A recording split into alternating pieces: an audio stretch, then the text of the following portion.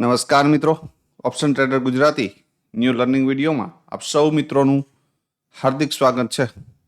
સૌથી પહેલાં અગત્યનું ડિસ્ક્લેમર કે આ વિડીયો માત્ર ને માત્ર એજ્યુકેશન પર્પઝથી છે. આની અંદર કોઈ પણ જાતની કોલ ટિપ્સ આપવામાં આવતી નથી.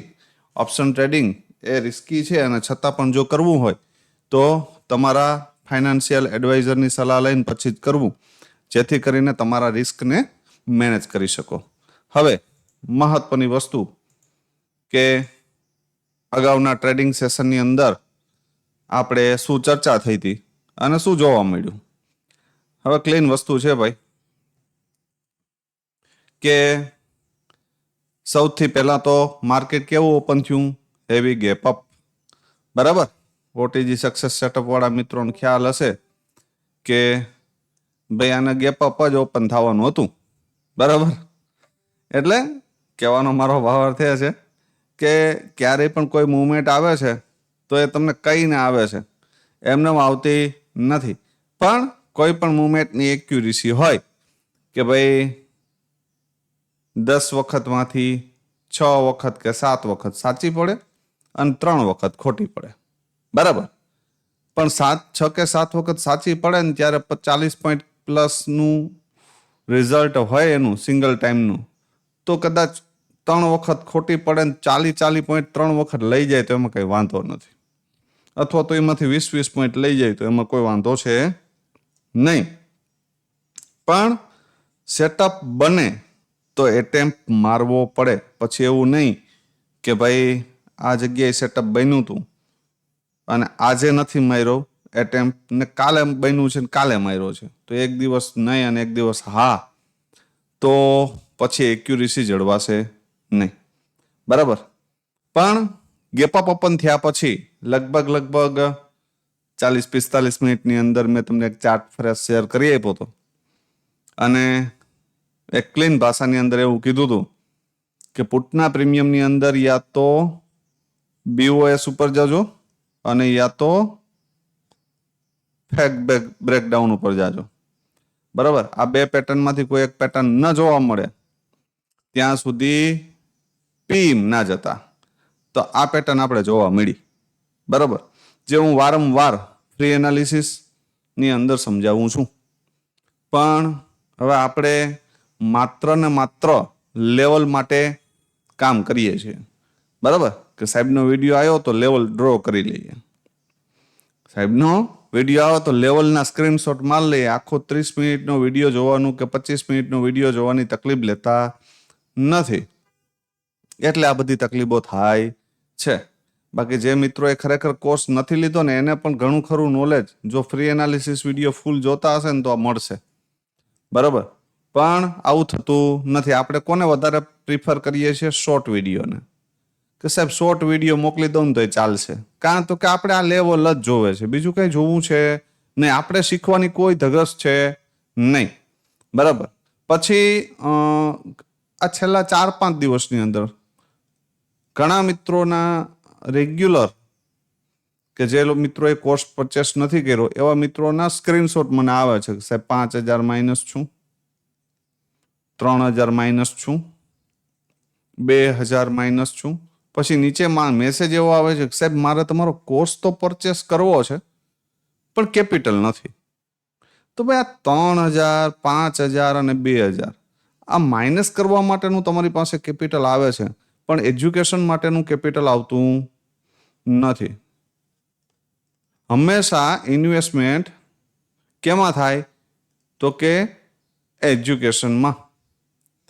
સૌથી પહેલી વસ્તુ એ છે કે તમે ગમે એની પાસેથી ગમે એટલું કેપિટલ લેશો, પણ જો તમારી પાસે નોલેજ નથી તો તુક્કો હે ને, તુક્કો એ 1 દિવસ લાગશે, 2 દિવસ લાગશે, આનાથી વધારે નહીં લાગે ભાઈ.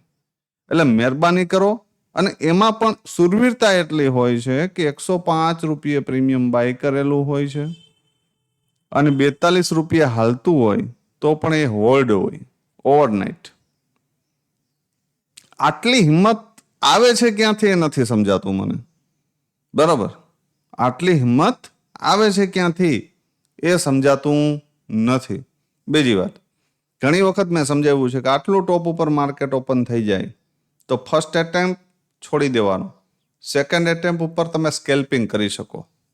બરાબર, ફર્સ્ટ એટેમ્પ છોડી દીધો, second attempt per day high સુધીનું સ્કેલ્પિંગ થાય. આનાથી વિશેષ કાંઈ થાય નહીં, અને એવું જ જોવા મળ્યું. આપણે એક ફ્રેશ ચાર્ટ શેર કર્યો હતો, લગભગ 24,300નો કોલ અને પુટ હતો. 24,400નો કોલ હતો અને 24,300નો પુટ હતો.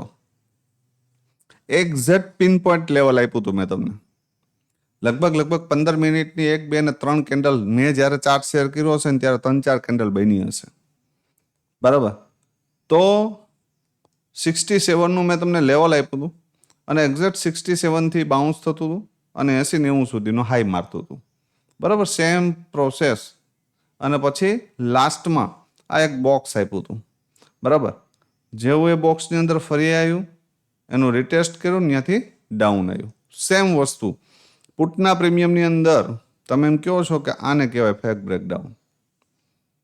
કે આ રેન્જ હતી, આ રેન્જને શું કર્યું હતું અહીંયા, આ રેન્જને તો કે નીચે તોડ્યું હતું અને ફરી એ રેન્જમાં એન્ટર થયું.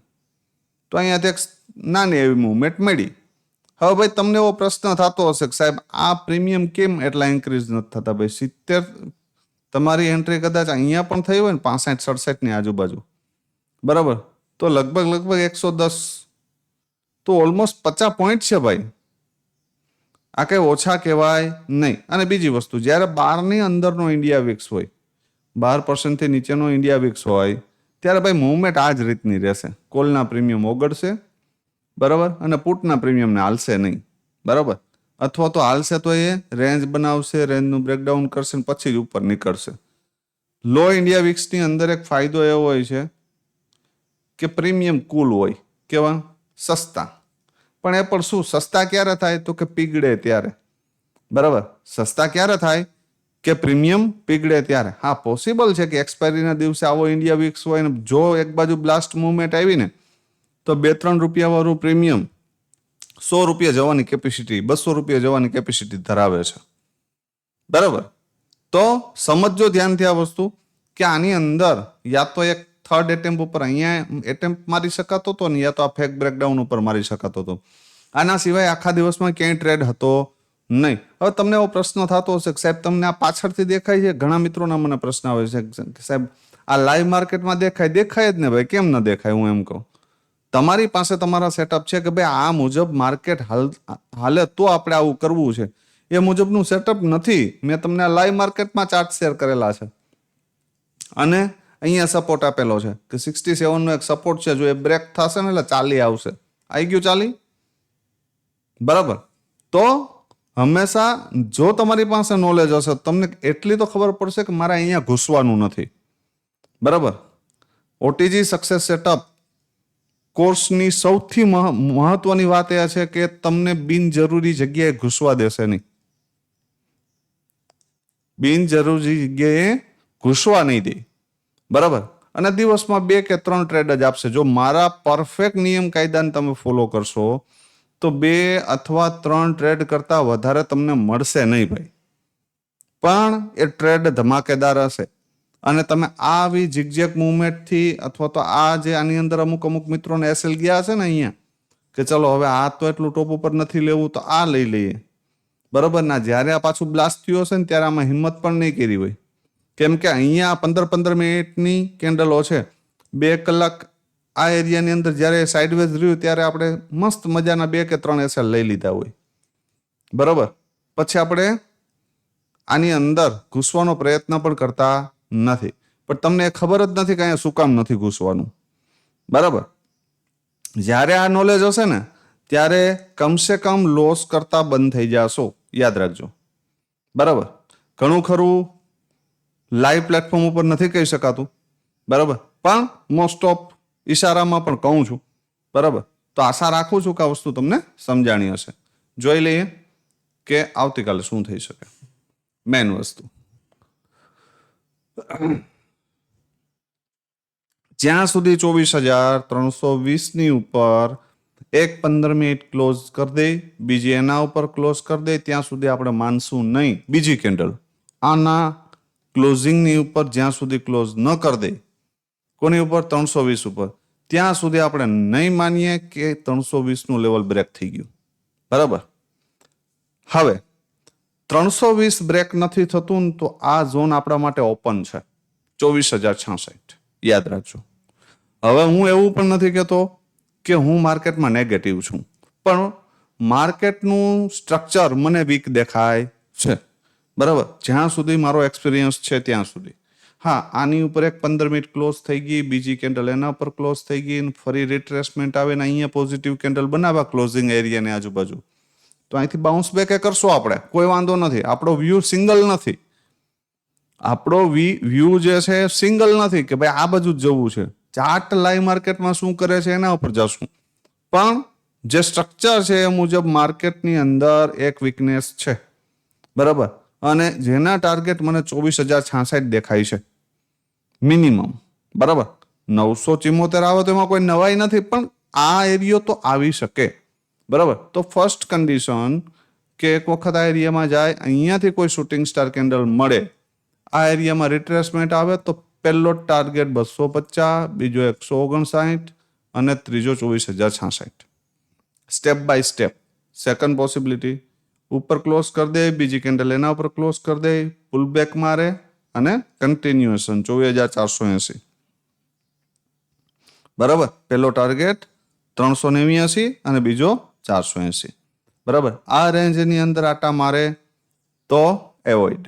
બરાબર.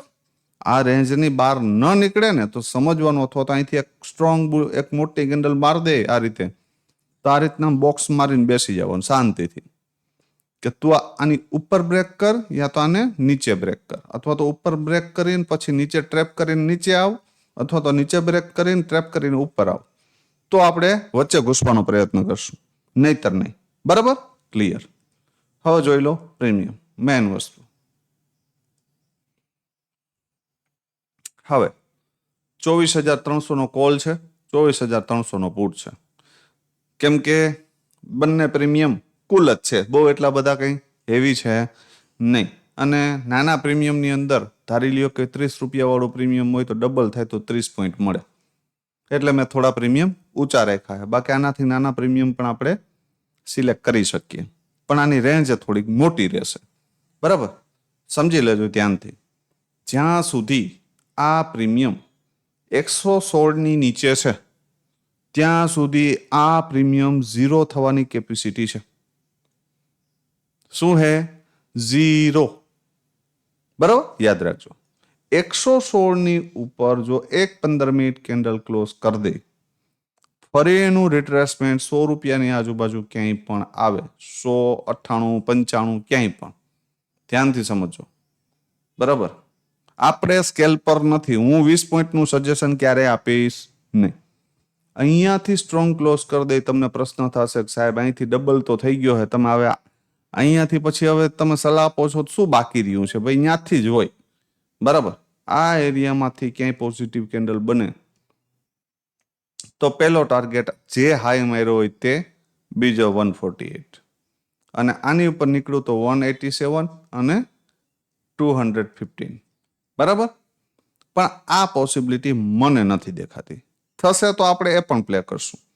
પણ ધારી લ્યો કે મોર્નિંગમાં આ ક્લોઝિંગની ઉપર એક કેન્ડલનું ક્લોઝિંગ આવી જાય, ધારી લ્યો કે આ એરિયા ઉપર નીકળે ને આ અહીંયાથી આમ રિજેક્શન મારે ને, તો આ પ્રીમિયમ 75 વાળું 116 જઈ શકે.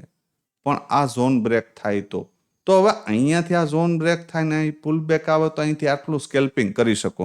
એટલે હું આમાં વધારે પ્રિફર કરતો નથી. બરાબર. 75 થી 116 એટલે મિનિમમ 25 પોઈન્ટ આ અને 16 પોઈન્ટ આ.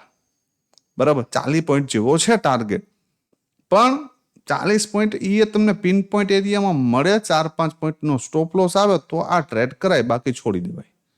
બરાબર. બીજી વાત, મોર્નિંગમાં જ આ ઝોનને આમ નીચે બ્રેક કરે, અહીંયાથી ઉપર આવીને ક્લોઝ કરે, ધ્યાનથી સમજો આ વસ્તુ. બરાબર. ધ્યાન ઉપર આવીને ક્લોઝ કરે. બરાબર. તો પછી આની અંદર બહુ એટલી બધી પોસિબિલિટી રહેશે નહીં. યાદ રાખજો. પણ એક વસ્તુ યાદ રાખજો કે આ કોઈ કેન્ડલ આગળની ફર્સ્ટ કેન્ડલની ઉપર બીજી કેન્ડલ ક્લોઝ ન થવી જોઈએ. જો થઈ ગઈ તો પછી આની પોસિબિલિટી ડાઉન થઈ જશે. એટલે બને ત્યાં સુધી આ ઝોનમાંથી જ અહીંયા ઉપર ક્લોઝ કરે, અહીં નીચે આવે ને અહીંયાથી આ સ્કેલ્પિંગ મળે. બસ આટલું આમાં વિચારવાનું છે. એક બેસ્ટ પોસિબિલિટી ક્યાં? તો કે ભાઈ આ ઝોનની નીચે એમ 40થી નીચે આવે, 20-25ની આજુબાજુ, અહીંયા કોઈક રેન્જ બને, રેન્જનું બ્રેકડાઉન થાય ને ફરી ઉપર નીકળે ને તો 41 અને 75ના ટાર્ગેટ મળી શકે. બરાબર, મતલબ અહીંયાથી કમસે કમ 2x પ્લસ થઈ જશે આ ઝોનમાંથી. બરાબર, ક્યાંથી? 20-22ની આજુબાજુથી. એ પણ રેન્જનું બ્રેકડાઉન ને ફરી ઉપર. તો આપણે રિટ્રેસમેન્ટ ઉપર કન્ટિન્યુએશનમાં જશું. તો એક બેસ્ટ ઓપોર્ચ્યુનિટી કે એક 15 મિનિટ ઉપર ક્લોઝ કરે, રિટ્રેસમેન્ટ આવે તો એક સ્કેલ્પિંગ માટે જાશું. બ્લાસ્ટ ઓપોર્ચ્યુનિટી તો કે એક 15 મિનિટ ઉપર ક્લોઝ કરી આવે, રિટ્રેસમેન્ટ આવે તો કન્ટિન્યુએશન માટે જાશું. એ સારામાં સારી ઓપોર્ચ્યુનિટી. અને યા તો આ 41ની નીચે તોડે, ફરી ઉપર નીકળે, રિટ્રેસમેન્ટ આપે તો ઉપર જાશું. બરાબર, એટલે આ પોસિબિલિટી બને. 40 રૂપિયાની નીચે ક્યાંય પણ ફેક બ્રેકડાઉન સિવાય આપણે જાશું નહીં. સિંગલ સ્વિંગ ઉપર તો બિલકુલ નહીં. બરાબર, આ યાદ રાખજો. જે શબ્દ હું બોલ્યો છું ને કે સિંગલ સ્વિંગ ઉપર તો બિલકુલ નહીં, એ મગજમાં ફિટ રાખજો, બાકી એ જ વસ્તુ તમને ફસાવશે. બરાબર, સમજી લ્યો 24,300નો પુટ કે ભાઈ એમાં શું થઈ શકે. બરાબર, સૌથી પહેલી વાત કે મોર્નિંગમાં આ એરિયાની આજુબાજુ સપોર્ટ લે અથવા તો આ એરિયાની આજુબાજુ સપોર્ટ લે, ક્યાંય પણ ધારી લ્યો કે ફ્લેટ ઓપન થાય, ફ્લેટ, અને જો આની નીચે ઓપન થાય 65ની નીચે તો ધી બેસ્ટ. પણ જો અહીંયા આવીને આમ ઉપર આવીને ક્લોઝ કરે 65ની ઉપર અને એનું રિટ્રેસમેન્ટ આવે, બરાબર, તો એન્ટ્રી કરી શકાય. પહેલો ટાર્ગેટ 87 અને એનાથી ઉપર નીકળે તો 111. બરાબર, અને 111ની ઉપર નીકળો ને એટલે આ પ્રીમિયમ બ્લાસ્ટ થશે 148, 190, 225 અને કદાચ 265. બરાબર, જો કન્ટિન્યુએશન કરશે તો. બરાબર, એક બેસ્ટ ઓપોર્ચ્યુનિટી ક્યાં? તો કે ભાઈ આ ઝોનમાં આવે, અહીંયા સપોર્ટ લેતું દેખાય તો અહીંયાથી કન્ટિન્યુએશનમાં પહેલા તો 148ના ટાર્ગેટ માટે જઈ શકાય. પહેલો ટાર્ગેટ 111 ને બીજો 148. બરાબર, પણ દરેક લેવલ આવશે ને તો એના પુલબેક આવશે. એટલે એવું આપણે માનીને નથી બેસી જવાનું કે અહીંયાથી આપણે કન્ટિન્યુએશન અહીંયા સુધી હોલ્ડ કરવું છે. પણ આ સ્ટ્રક્ચર જે મુજબનું છે, એક બીજી ઓપોર્ચ્યુનિટી, આ એક ફર્સ્ટ. સેકન્ડ ઓપોર્ચ્યુનિટી કે મોર્નિંગમાં જો 65ને બ્રેક કરે ને તો આ 50 આવે, 55 આવે, ક્યાંય પણ આવે. ધારી લ્યો કે ગેપ અપ ઓપન થયું માર્કેટ તો આ પ્રીમિયમ થોડુંક આમ ઉપર પણ ઓપન થાય, પણ આ ઝોનમાં ક્યાંય પણ આવે ને અહીંયા તમને પોઝિટિવ કેન્ડલ મળે ને તો એક એટેમ્પ મારી શકાય. બરાબર, કેમ કે આ એનું ઝોન છે 32થી લઈ અને 40 સુધીનું એક ઝોન છે કે ઝોનની અંદરથી ગમે ત્યારે બાઇંગ આવી શકે. It's possible. બરાબર, જ્યાં સુધી 116ની ઉપર કોઈ સ્ટ્રોંગ 15 મિનિટની બે કેન્ડલ ક્લોઝ ન થાય ને ત્યાં સુધી આપણે આને ભૂલશું તો નહીં. બરાબર, આ મગજમાં ફિટ રાખજો. આની ઉપર બે ક્લોઝ થઈ જશે તો ભૂલી જશું. બરાબર, ફરી પાછું આમાં જ્યાં સુધી સ્ટ્રક્ચર નહીં બને ત્યાં સુધી. તો એક બેસ્ટ ઓપોર્ચ્યુનિટી 65 આવે, આવીને સપોર્ટ લેતું દેખાય, અથવા તો 65ને બ્રેક કરે ને ફરી ઉપર નીકળે તો 111 ને 148ના ટાર્ગેટ માટે જઈ શકાય. અને એનાથી ઉપર નીકળે તો 190. બરાબર, આટલું ગયા પછી એને એક પુલબેક મારવા દેજો ને પુલબેક માર્યા પછી આપણા સેટઅપ મુજબ ફરી કન્ટિન્યુએશન માટે જઈ શકાય. બરાબર, તો બેસ્ટ બાઇંગ એરિયા અહીંયાથી ડાયરેક્ટ ધારી લ્યો કે ઉપર ક્લોઝ કરી દે. આ સેકન્ડ પોસિબિલિટી એક આ પણ છે કે મોર્નિંગમાં જ સીધું અહીંયાથી આની ઉપર જ કોઈ કેન્ડલનું ક્લોઝિંગ આપે. બરાબર, તો પછી એનું રિટ્રેસમેન્ટ આ એરિયા સુધી આવવા દેજો અને પછી અહીંથી કન્ટિન્યુએશન માટે જઈ શકાય. બરાબર, તો લાસ્ટ ટ્રેડિંગ સેશનની અંદર આપ સૌ મિત્રોએ શું કર્યું છે એ ખાસ કોમેન્ટમાં જણાવજો, એટલે મને પણ ખ્યાલ પડે કે ભાઈ તમને ક્યાં કન્ફ્યુઝન થાય છે. બરાબર, તો વધુમાં વધુ મિત્રો આ વિડીયોને શેર કરી દેજો, લાઈક કરજો અને કોમેન્ટ કરવાનું ભૂલશો નહીં. બરાબર, તો ફરી મળીએ નવા વિડીયોમાં. ત્યાં સુધી જય માતાજી, હર હર મહાદેવ.